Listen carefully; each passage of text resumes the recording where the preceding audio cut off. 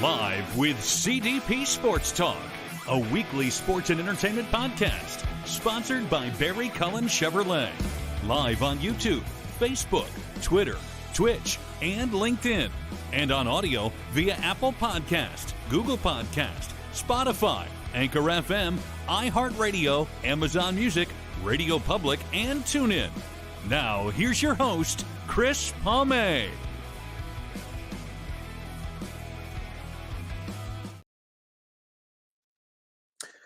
Good afternoon, everybody. Welcome to Season 5, Episode 54 of Live with CDP Sports Talk, brought to you by Barry Cullen Chevrolet, 905 Woodlawn Road West in the Guelph Auto Mall. Check out barrycullen.com for the newest selection of new and pre-owned GM vehicles, or give them a call at 519-824-0210 and tell them that Chris Palme sent you, or you guys can email them at info@barrycullen.com.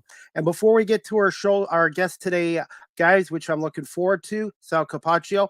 Again, Live with CDP Sports Talk is weeknights at 8 o'clock on WQEE 99.1 FM in Metro Atlanta, the home of Southern Talk in sports.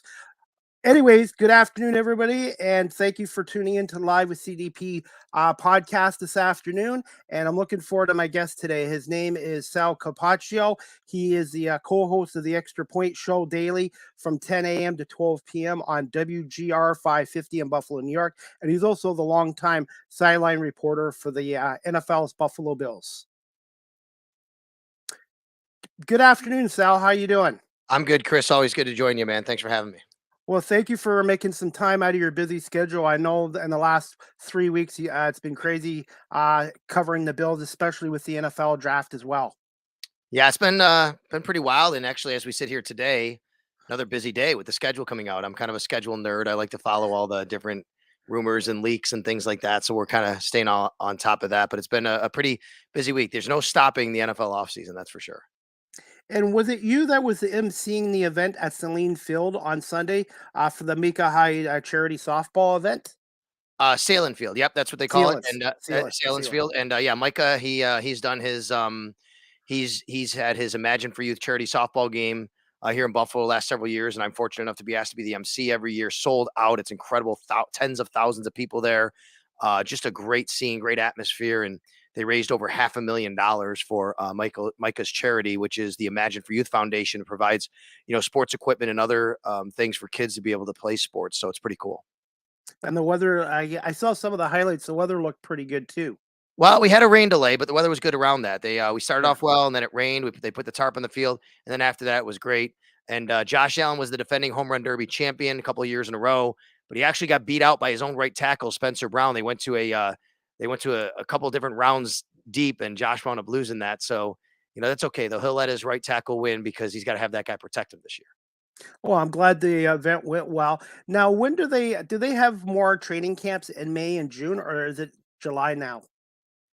Well, all NFL teams right now are going through their offseason workout program. So every day, pretty much, teams are working out, but it's not OTAs or minicamp yet. They call it phase 1, phase 2. There's only certain things they can do. They can't even put equipment on yet. There's just workouts. There's, they can throw the ball, maybe go a little bit here and there one-on-one, depending on certain time frames. So there's a lot of rules with the NFL, but what happens is once we get into June, then they start having their actual OTAs, which is organized team activities, and they'll start doing a little bit more. And then they have a mandatory mini camp in the middle of June. That is that everybody has to be there. These are all voluntary, but everybody has to be there for that. It's kind of like actual practices that happen. And that's the last of it. And then once that's over in mid-June, then everybody breaks until training camp reconvenes at the end of July. The Bills do have their rookie mini camp this weekend, though. In fact, tomorrow I'll be going down to the stadium to watch the rookies with their first day and then talk to those guys. This is a great time of the year too, Sal, for sports. You got the NBA playoffs, the NHL playoffs, the National Lacrosse League playoffs, Gold Bandits, and the Canadian Football League now is in training camp here, and I'll be doing some media work for the Argos this year as well. So, and I saw Jim Kelly's nephew yesterday, Chad Kelly, at the Argonauts training camp as well. He's going to be the starting quarterback this year for the Argonauts, and I guess he still has NFL aspirations. So this is going to be a huge year for him in terms of getting another opportunity back in the States. Yeah, for sure. And I know we've charted and followed Chad's career a bit here in Buffalo since he's from the area, and it always hasn't been the best of times for him. That's for sure. So for him to try and climb back and get back into the NFL, that'll be interesting to watch from over here. Definitely. Now, one question I wanted to ask you, Sal. I know you can't say much about his condition. I just want to say prayers, and I really hope John Murphy makes a full recovery. And fingers crossed, he's behind the mic this season for the Buffalo Bills. Can you just tell us how much he means to you as a friend and as a colleague, and how much he's meant to the organization over the years? Yeah, no doubt. So I'll start, just with the organization. Murph, people might not realize John Murphy was actually the color commentator for many years alongside Van Miller, who was the play-by-play voice of the Bills. And when Van retired back in 04, 05, somewhere in that area, I don't remember the exact year, Murph took over play-by-play duties. He shifted from color commentary to play-by-play. And throughout all that time, going back to really the mid to late 80s, Murph was a sports anchor at the ABC affiliate, WKBW Channel 7. Then he was at WIVB Channel 4 in Buffalo, which is the CBS affiliate. He's been a radio show host. He's a media icon here in Buffalo. And, he went to Syracuse like I did.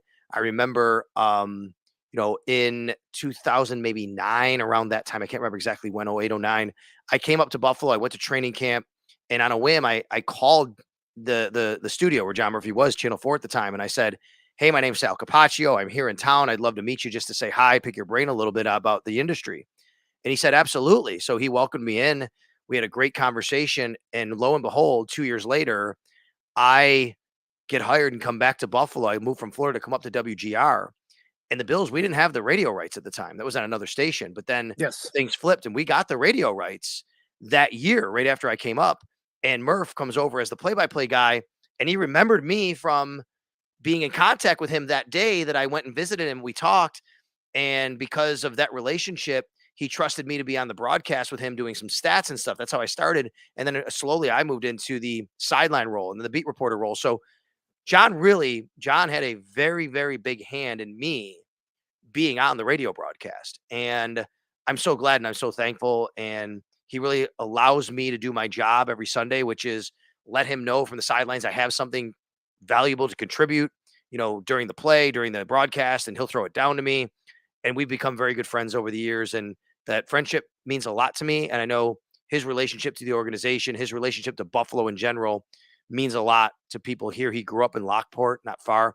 His best friend is John Beeline, the former basketball coach, Michigan, Cleveland Cavaliers. So John goes way back. His dad was involved in politics that people know about up in the Lockport area. So his name resonates, and he certainly does with Buffalo and with me specifically.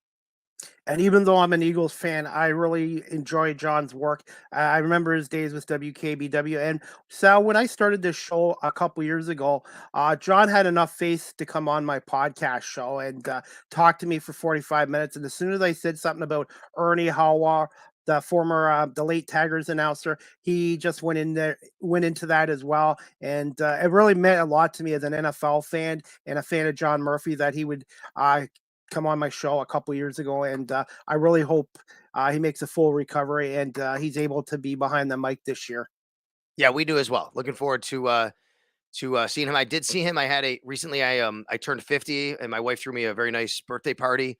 And a lot of the Buffalo media that were able to come were in Happy attendance. birthday. Thank you. And Murph was there, and it was great seeing him. And welcome to the 50th club. I turned 50 last June. All right. Well, there you go, buddy. We have that in common. We're both the big 50 now. You don't look a day over 35, man. Well, thank you so much. And hey, this year I'm really looking for one game specifically. Obviously, as an Eagles fan, Giants, the Commanders. I almost said Redskins there, and Dallas, obviously. But I'm looking forward to taking on Josh Allen and your Buffalo Bills this year at the Link. And I'm just curious to know when that game is going to be out, because I might make the visit down to Philly for that game, because that should be one of the better games this year in the regular season. Yeah, I agree with you. But I don't know. We've heard all these rumors and leaks, and as we sit here today, this afternoon, it's not out. We'll find out tonight for sure. But yeah, I don't know exactly when that game's going to be. I feel like it might be more of the middle to late of the year, but I don't know anything necessarily. I do feel like it should be a primetime game, or at least a national window game, right? Bills and Eagles. That just screams like it should be. And of course, you have the Bills, which are one of the better teams in the AFC, and then you have the Eagles, the best team in the NFC, and both of them have great rosters and with the year Hurts had last year. But you also have the storyline of Nick Sirianni. He's from Buffalo and he's the head coach of the Eagles. And I think that's a great storyline to highlight as well. So I think, that should be a game that's going to get highlighted. I'm sure it will, but I wonder if it's going to be a primetime game, at night for one of the networks. Well, there was a couple of Bills games leaked out, but I don't know if you can confirm them. The home opener is apparently against the Jets on Monday Night Football on September 11th, and then they do have a game in London this year, apparently on October 8th at 9:30 our time here on the East Coast. Yeah, for sure. As I sit here today, right now, we only have those 2 games, I think, confirmed, but I've heard possibly the Bengals game, the Bills at Bengals could be Sunday night, November 5th. It's not, if someone's listening to this and like, oh, that didn't happen. I mean, I don't know for sure, but that's some things that I've heard. Hearing it could be the Raiders in Buffalo in September at some point. Hearing it could be Miami and Buffalo early, Buffalo and Miami late, which is a flip, Chris, as you know, because of the weather situation last year and how much that played into the game. That would be interesting. But the Bills are going to London. That's a big storyline. And of course, we could talk about that. But the Jets week 1, I mean, how about that? The Bills go to New York. It's going to be on September 11th, the anniversary, 22-year anniversary of the terrorist attacks. It's going to be against the Jets, and it's going to be against Aaron Rodgers and his debut in a Jets uniform, which is going to be just a fantastic environment to be in. What's the mood right now in Buffalo about the Bills? And do you still feel the Bills should be the favorites still in the AFC East, especially? Oh, I do think they should be the favorites in the AFC East. I think the gap is closing, though. Okay. For sure, when you add an Aaron Rodgers to a team like the Jets that already has such a great defense and has so many playmakers on offense that we've seen, like Garrett Wilson winning Rookie of the Year. Breece Hall could have been Rookie of the Year before he got hurt. We'll see what his status is. Probably doesn't factor in as much early in the season, but I'm sure he's going to play. When you have a guy you add in like that, you got to put them right up near the teams that are going to be competing with the Bills, and they did beat the Bills last year. And then you have the Dolphins, who also beat the Bills last year, and you have Tua. And the question with him is, can he stay healthy? Because look what he has, and those wide receivers and Tyreek Hill and Jalen Waddle, and now they add Vic Fangio as a defensive coordinator, which is a huge get for them to have. But I always remind people, Chris, as much as the Bills struggled at times last year, as much as the Jets did beat them once and the Dolphins did beat them once, the Bills still won their division by more games than any team won their division last year. The Bills won the division by 4.5 games, actually, which is quite a bit. So you're going to have to make that up. Can you make up 4.5 games, even with all these changes? And all these teams have tough schedules. The Bills have one of the toughest in the league, but they all do in the AFC East because of the rotation, the way it goes. So, but can you make up 4.5 games? I don't know. And I still would tell you that if you go even outside the quarterbacks, if you just take the rest of the 52 players, I think the Bills have more depth than all these teams. The Jets still have question marks on the offensive line. Can they protect a 40-year-old Aaron Rodgers? Right. The Dolphins still do have, questions. They couldn't run the ball very well last year. They could at times. We'll see. Even at, with Tua, his health, I think it's a big question with them. And the Patriots are an afterthought, which is incredible. You don't give them any chance with their defense? I don't give them any chance to win the division. No. I mean, okay. Even their defense to me was okay last year. It was good. It wasn't great. I think they put up some nice numbers at times, but they got beat by mobile quarterbacks left and right. Justin Fields torched them. Josh Allen torched them. Lamar Jackson has, gone pretty well against them. So I don't think Bill Belichick has done a nice enough job to adjust over the years to that. They don't have any playmakers on offense. They have nice players. They lose Jacoby Myers to replace him with Juju Smith-Schuster. I'd rather have Jacoby Myers, I think, right? So I do not give the Patriots much of a chance to compete for a division in the AFC East. I think they'll be competing for a playoff spot, just like the Jets will, just like the Dolphins will. And who knows? Maybe one of those teams will catch the Bills. But even outside the Bills quarterback, I think they do have the best roster. But then you add Josh Allen, and to me, he is still obviously the best quarterback in the AFC East, considering Aaron Rodgers' age and the fact that he had a down year last year. Definitely. One thing I wanted to bring up with you, Sal, is they did bring in a former Patriots running back, Damian Harris. Obviously, the motor Devin Singleton, who I was a fan of, went to Houston. What's your thoughts on Damian Harris coming to Buffalo, along with James Cook and the gentleman they got from the Colts last year, Hines? What's your overall thoughts on the running back situation? And are they good enough, you think, to take a little pressure off Josh Allen from doing all the running? Yeah, that's the big question we've always wondered here in Buffalo. Are they how does that look to take more pressure off? And the Bills went out and addressed the offensive line a bit to do that. They signed Connor McGovern, David Edwards. They drafted Osiris Torrance. So that'll help a little bit. Obviously, Dalton Kincaid is a really big addition. We could talk about him, but as far as the running backs are concerned, James Cook, people forget and maybe not know this. He was 11 carries shy of being to qualify for league leader status. He didn't have enough. But out of the 89 carries he had, he averaged 5.7 yards a carry, which is an incredible number, right? I mean, James Cook really had a great year when he was running the ball last year. And I think the Bills are going to allow him to flourish a little bit more. And obviously, he'll be, to me, their number one running back. But you had Damian Harris in there. Damian Harris is a good running back. Now, he's had some injury issues with New England, but he's powerful. He's got some speed. We saw him break away on a 70-plus yard touchdown run in Buffalo on Monday night a couple of years ago. So I think he'll add for sure. Nyheim Hines, probably not going to factor as much in the running game itself, but they love him as a receiver out of the backfield, just like James Cook. And he's going to be a return man. That's why they love having him on the roster. And I think the sneaky one here is, they did not have a lot of success on short yardage last year when they wanted to run the ball. So they go out and sign Latavius Murray, who's a big back, 6'4", 225, 230. And I think Latavius Murray could be a guy that could help even more in those regards. Like you're talking about taking some pressure off Josh Allen, not only throwing the ball, but Josh having to be one of the guys a person that has to run the ball in those short yardage situations. Do you feel this offense will be better than last year's? And overall, obviously you got Steph Diggs, but do you think Gabe Davis can be a legitimate number 2, or do you think he would be better as a number 3 option? Well, he can be a legitimate number 2. I think he was a legitimate number 2 last year. He did catch over 800 yards in passes last year, and he missed a game. He was close to breaking 1,000 yards if he doesn't miss that game. I think the problem and the question that people have had about Gabe Davis is some of the inconsistencies and some of the drops that he's had. And they did show up last year at times. But let's remember, Gabe Davis also runs the furthest routes of anybody on the team. And even in the league, his average depth of target is like, I think, number 1 in the league, if not number 2, maybe at most. And in Buffalo weather, that's tougher to be able to come up with those catches, obviously. I'm not making excuses for him. I just want to put it in context of what his role is. He also plays more than any receiver on the team because he's the best blocking receiver they have. I think what they've done here is they've signed Trent Sherfield. He'll replace a lot of that blocking of Gabe, I think, to come on and be able to do that. Free Gabe up to run a few more routes. They did sign Deontay Hardy as well to be able to work a little bit underneath. And I think the biggest thing is Dalton Kincaid taking pressure off Gabe and Steph on the outside to be able to work a little bit more by controlling the middle of the field. The Bills were looking for someone since losing Cole Beasley to be able to do that. Now, instead of having a 5'8", 175-pounder in the middle of the field, they have a 6'3", 225-pounder in the middle of the field. He might even be like 240, whatever he is, in the middle of the field. So I do think that Gabe Davis can be a legitimate number 2. I think he was a legitimate number 2 last year, except that he had some inconsistencies, which I think people point to, and rightfully so, with the drops that didn't allow him maybe to flourish or have the type of year overall that a lot of people were expecting. Any chance Cole Beasley comes back, or is he done with the Bills? I think that ship has sailed once they drafted Dalton Kincaid on top of signing Deontay Hardy. I mean, they even released Isaiah McKenzie. I would think if there's any chance that they wanted a guy like that, maybe it would be McKenzie for what he's done, but it doesn't feel like it. When I say no chance he comes back or the ship has sailed, I mean like for training camp, beginning of the season.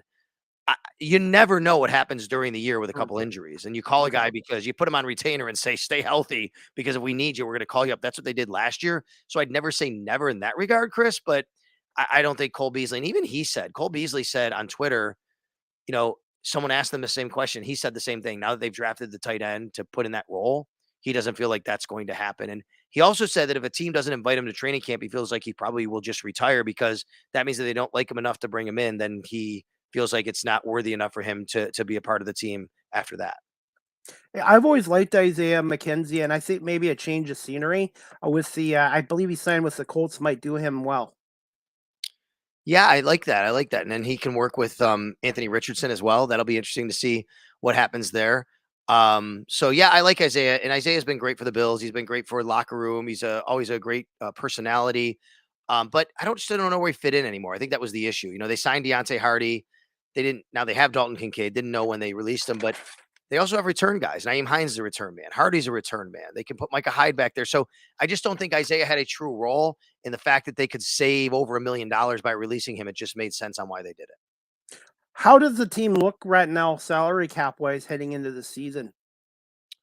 They do not have a lot of money. They don't have much money to do much. So what you see is what you get. Now, that said, there's always There's always a way to do things if you want to do things. And there's always a way to do things if something really comes up. And the Bills could say, hey, screw it. We'll change all these contracts, go to guys, restructure things because we're trying to bring in DeAndre Hopkins. And people thought that could happen or whatever.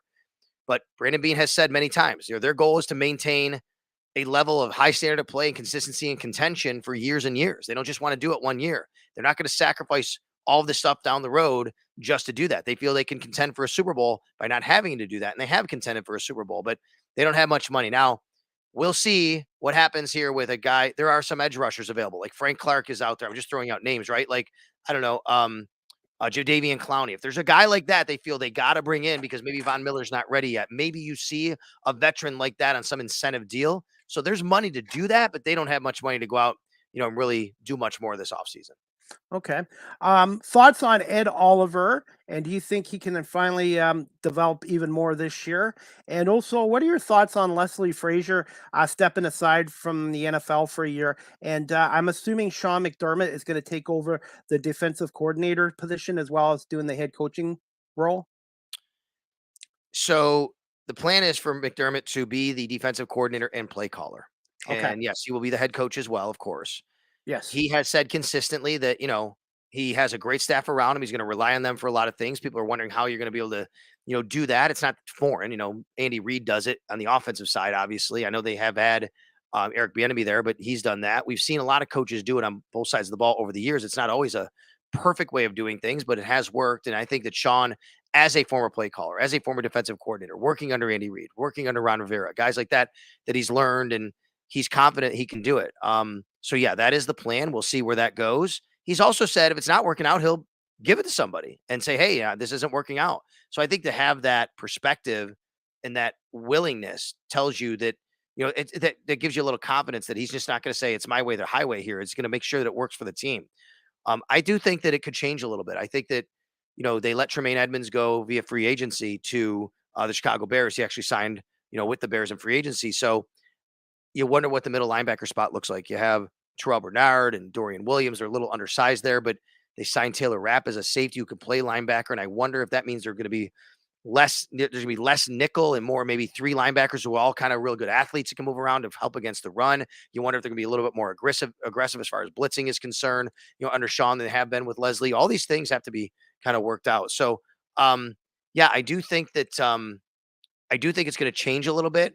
And without Leslie, though, you're losing a really good person in the building. You're losing a really good mind in the building. You're losing a really good human being with Leslie Frazier. He means a lot to the organization. He means a lot to the people, the guys who play for him. We've heard from them about this. So, yeah, I do think that it's going to be a change, but it's one I'm excited to see, Chris. I think, Sean McDermott, he's putting the pressure on himself. He's saying, this is on me. There's no finger point. I'm not going to blame a coordinator here. If it doesn't work out, it's on him. And I think that's super interesting to see how that goes. Do you feel the defense is pretty good, but do you feel the pass rush will even be a little more improved this year than last year?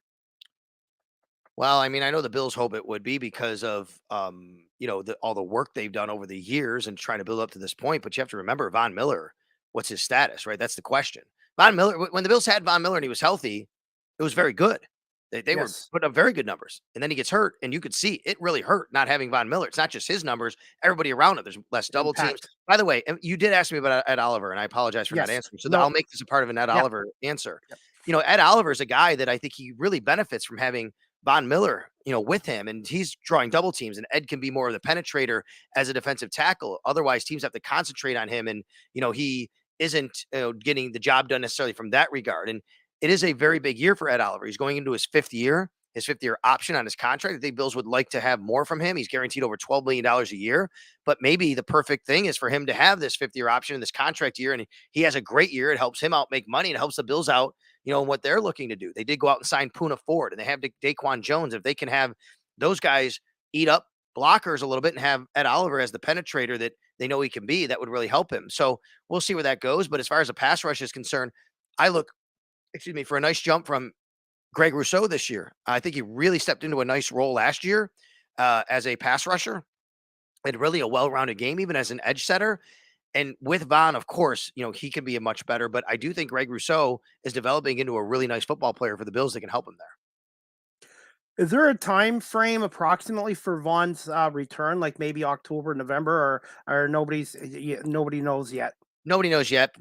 Brandon Beane even said he could be ready for the opener week 1. Vaughn's a freak, Wow. man. I mean, yeah, we don't know though. That's I think that's Okay. just saying that like we don't know.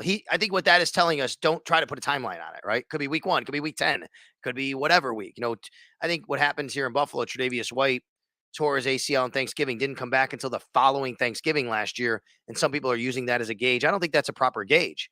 Von Miller's gone through this before. He's had a torn ACL. He's come back. He's also an incredible workout fiend. Not that Tre'Davious White isn't, but he also plays a position that's different than corner. We have to have all that back and forth movement. So I don't think you can really compare the two. So there's no timeline on it right now to answer your question. We'll see what happens. I do not expect him to play much at all if he sees the field at all at preseason. Maybe even he'll probably start preseason on the PUP list, but then we'll see if he starts the regular season on the PUP list, which would then wipe away his first 6 games. Obviously, he's a future Hall of Actually, I think it's Famer. first 4 games now, the way they changed it, but just for clarification. Okay. Preseason is still 3 games, right? Yes. Yeah. Do you feel that's still enough time for the general manager and the coaching staff to assess players in game situations? 100%. I mean, I think you could do 2 Okay. preseason games and go to. I've actually always been in favor of more controlled scrimmages than preseason games. I think you can script your plays and what you want to do with the other coach and put your guys in certain situations. We've talked with McDermott about this over the years. I think he likes 4 actually. Some coaches do. I mean, but I think some coaches would be fine with 2. So I do think 3 is enough. It might be just the right number, to be honest with you, right? Just the right number to do what you want to do. But I've always been in favor of having more controlled scrimmages, which teams do when they go with these these joint workouts that they have with each other and things like that. So yeah, I do think 3 is enough. And by the way, that's also going to be released on Thursday. And with the NFL schedule, the preseason games, we're always like, that's a mystery because you never know who they're playing, let alone where. That just comes up out of the blue. I'm guessing the Detroit Lions will be one of their opponents in the preseason. They were for many years when Ralph Wilson was owner, but then once Ralph passed and the Pagulas took over a few years later, they did not play Detroit a couple of times. It's generally a lot of times still Detroit, but Yeah. it's not always every year anymore. Okay. Are you okay, Sal, for one more question? Sure. Okay. And hey, I appreciate the 30-minute time limit because like I said, when you're in radio too, you can't always do hour and a half shows. So Well, I this is just got through with my 2-hour show. yes, And then I got and on you're with this. And I have definitely another podcast I'm doing after yours for somebody that I did yeah, college radio with at Syracuse University that yeah. reached out. So we're doing that today too. Definitely. And a lot of my guests from the States have come from Syracuse University too. So it's a pretty good program for the Yeah, radio broadcasting. So for sure. this question I wanted to get into you, Sal. Quick thoughts on the Bills 2023 NFL draft picks in Kincaid, Torrance, Williams, Shorter, Brooker, I think, and Austin. Well, I think the Bills, 2 things they did this draft. Number one, they really uh, went for guys I think they can help them this year, right? Which is Um, whereas last year they actually lost a couple of guys that got poached because they didn't make the roster. The Bills roster is so good, draft picks aren't making it sometimes. So then guys go and they get claimed off waivers, and the Bills don't want that. They want to have guys that they can keep and to help this year. And I think the Bills feel that they didn't get enough from their draft class last year overall. They want to have guys that can do that. So I think they draft a guy like Justin Shorter, who, for example, wide receiver, but he can play all special teams. He can be a gunner. He can make the team like that, and that can be a contribution. And then he works into more of a wide receiver role. Same thing with Nick Broker, a guard, who might be able to make the roster and contribute even this year as a backup. But Dalton Kincaid, to go up 2 spots for him to specifically target him, that's the other thing they did this year. They really went offensive. Dalton Kincaid, Osiris Torrance with their first 2 picks, Justin Shorter later, Nick Broker. They went offense, and I think there's a heavy concentration on the offense this offseason to try and help Josh. Josh got hurt last year with the elbow. I think it affected his play. They didn't protect as well as they wanted to. I think getting Dalton Kincaid to control the middle of the field, be available early, getting Osiris Torrance to help protect him, I think was a big theme of this offseason of how they really approached it. So we'll see how these guys contribute, but it's going to be interesting because the Bills do have a very good roster, like I said, and it's not easy for rookies to get on the field and play big roles. Okay. And we'll wrap this up, Sal. Where can my audience here in Ontario find you on social media? And again, when is your daily show on WGR 550, The Extra Point, with your co-host Joe DiBiase on Daily with WGR? 10 a.m. till 12 p.m. Monday through Friday is when Joe and I are on. I'm on pretty much in the morning for a segment, in the afternoon for a segment. It varies every day, what hour that is, what time that is, to talk about the Bills, give them a daily update and a report. And of course, on Twitter at Sal Sports. You can always find me there tweeting about whatever it is and letting people know when I'm on the air and things like that. Okay. Well, Sal, thank you so much for giving us a half an hour of your time today. Your third appearance on my show. I really appreciate it. And hopefully I'll be able to come down to a game this year in Buffalo and also see the Bills take on the Birds at Lincoln Financial Field. I want to say thank you so much for doing this, and have a great rest of the day, and look forward to the schedule release tonight at 8 o'clock on the NFL Network. Yeah, hey man, keep doing what you're doing. You have my contact. You're coming to a Bills game, or you're going to be in Philly. You let me know. Definitely, Sal. Thank you so much. Take care, and good luck to the Bills. Okay, thank you. Thanks. All right, guys, I hope you enjoyed today's season 5, episode 54 with Sal Capaccio, the co-host of the Extra Point Show, daily, Monday to Friday from 10 a.m. to 12 p.m. on WGR 550 in Buffalo, along with his co-host, Joe DiBiase. And Sal's also the longtime sideline reporter for the NFL Buffalo Bills as well. Just to let you guys know, the next live with CDP Sports Talk, sponsored by Barry Cullen Chevrolet, will be Monday, May 15th at 11 a.m. Eastern, 4 UK time, with special guest Olivia Lynn. She is a UK country music recording artist, and I'm going to be talking to Olivia Lynn about her career in music and how she started out as well. So I hope you guys can tune into season 5, episode 55 this Monday, May 15th, 11 a.m. again with Olivia Lynn, a UK music artist, recording artist as well. Guys, before we go, guys, I'm going to just show you a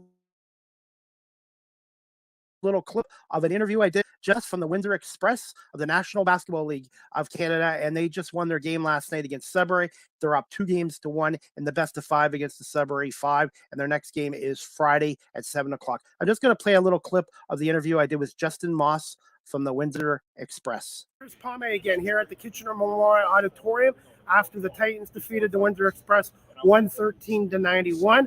I have Windsor Express player Justin Moss on here. Justin, thoughts on the game tonight against the Kitchener-Waterloo Titans and what happened in that second half?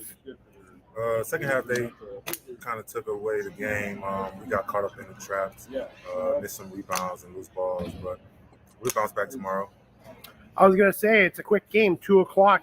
I guess you're going to have to do quick adjustments overnight, I guess. What has your experience been like being with the Express and the National Basketball League of Canada? Canada's a great league. It's great for exposure, great for guys working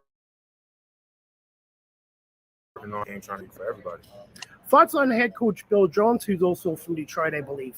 Bill Jones, good guy.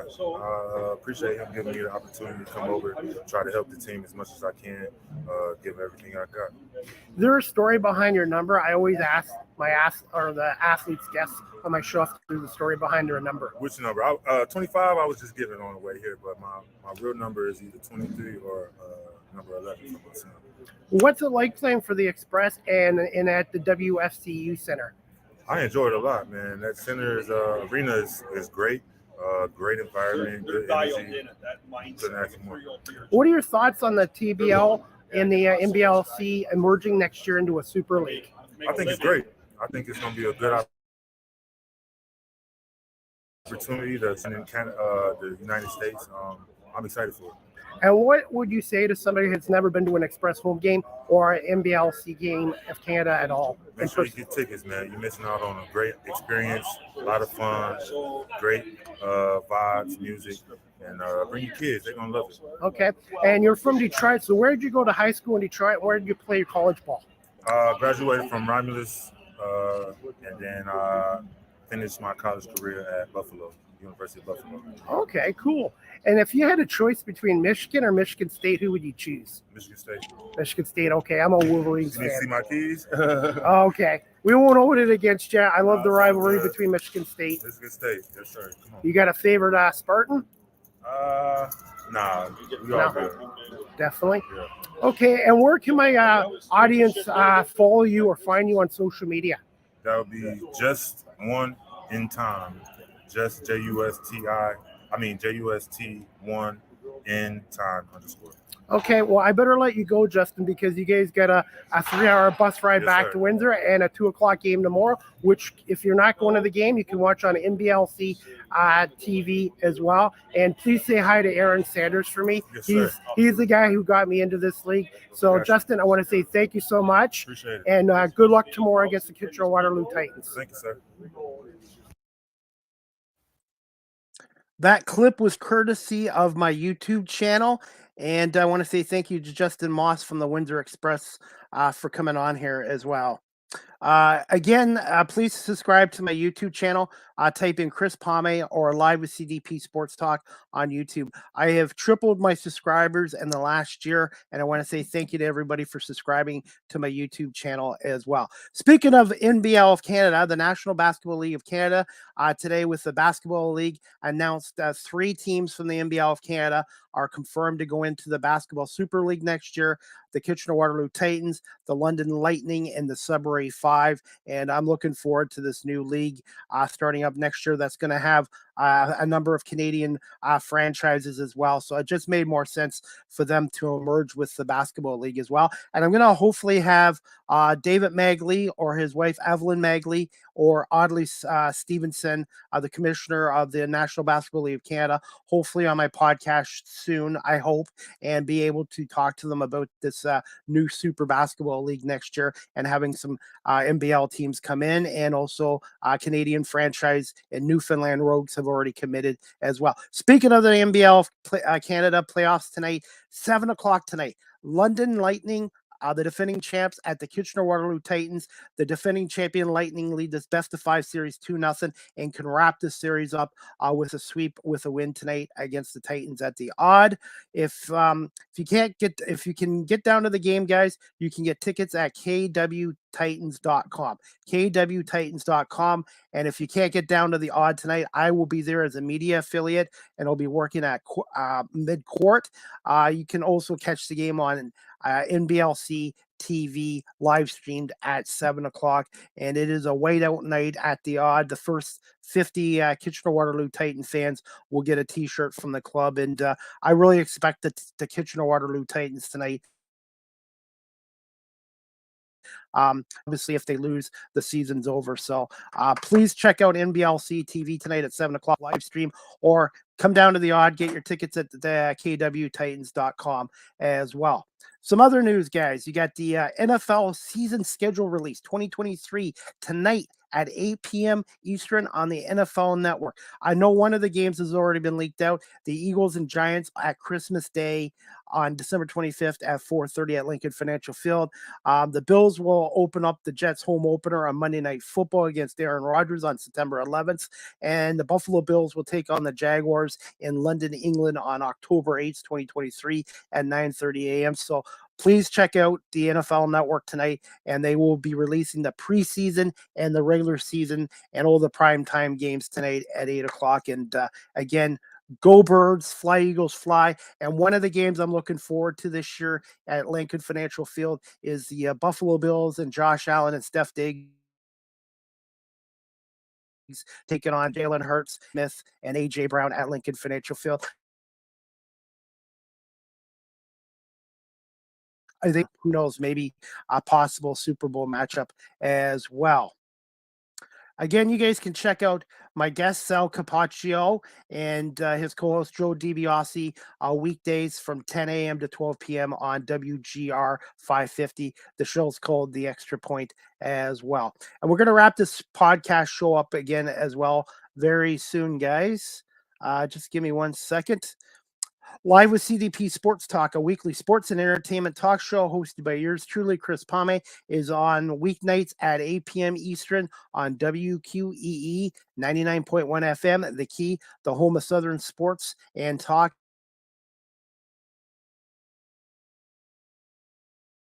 And the heartbeat of Atlanta. And my show is on. Say thank you to Ryan O'Neill for giving me an opportunity as well. So please check out my show on the radio station. And the website is WQEE-FM.radio12345.com as well. And we're going to wrap this up soon. Live with CDP Sports Talk podcast is live streamed on YouTube, Facebook, Twitter, Twitch, and LinkedIn. Thank you, everybody, for watching live stream today as well. And also, you guys can check out my website. All my digital media content is on there. Previous podcast shows, beacons.ai/Chris D. Palme as well. Live with CDP Sports Talk is sponsored by Barry Cullen Chevrolet Dealership at 905 Woodlawn Road West in the Guelph Auto Mall. Check out barrycullen.com for the newest selection of new and pre-owned GM vehicles, or give them a call at 519-824-0210, or email them at info@barrycullen.com as well. And thank you so much to Mark Cullen and the dealership for sponsoring Live with CDP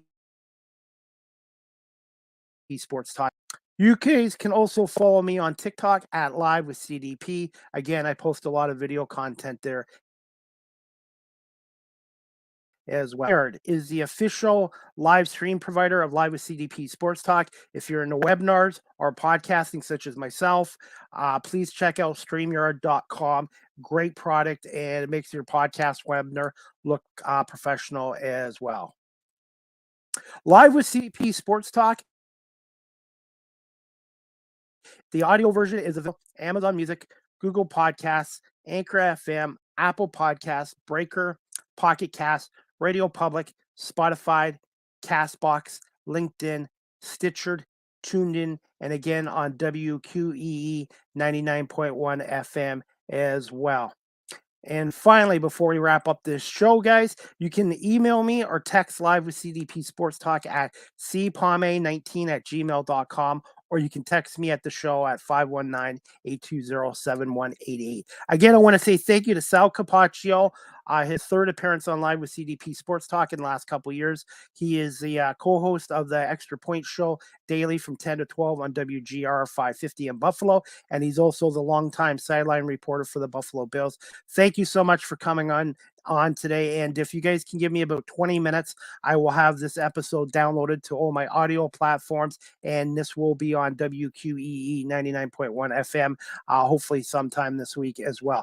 Again, my next Live with CDP podcast, season 5, episode 55, Monday, May 15th, coming up, 11 a.m. Eastern, 4 p.m. on UK time, with special guest Olivia Lynn. She's a UK country music recording artist star, and really looking forward to speaking to her as well. So I hope everybody has a great day, great afternoon. And in case I don't talk to some of you guys until next week, I want to wish all the mothers out there watching or listening on audio platforms a very happy Mother's Day, including my mother, a lot for me as well. So happy Mother's Day to all the moms out there across the world, and to my mom, Noreen. I hope everybody has a great day. And also New Jersey at kind of 7 p.m. The Hurricanes are up 3-1 in that series. Seattle at Dallas, 9:30 tonight. The series is tied 2-2, game 5. And then NBA playoffs, I believe, Boston at Philadelphia, game 6. Philly, the 76ers can wrap that series up with a win. And Denver at Phoenix, the Nuggets are up 3-2. So I hope you guys can enjoy the Stanley Cup playoffs tonight, the NBA playoffs, Major League Baseball as well. And I will be off to Kitchener this afternoon for the Titans London Lightning game at 7 o'clock at the odds. KWTitans.com for tickets, or you can watch on NBLC TV online streaming. Have a great afternoon, great evening, everybody, and we'll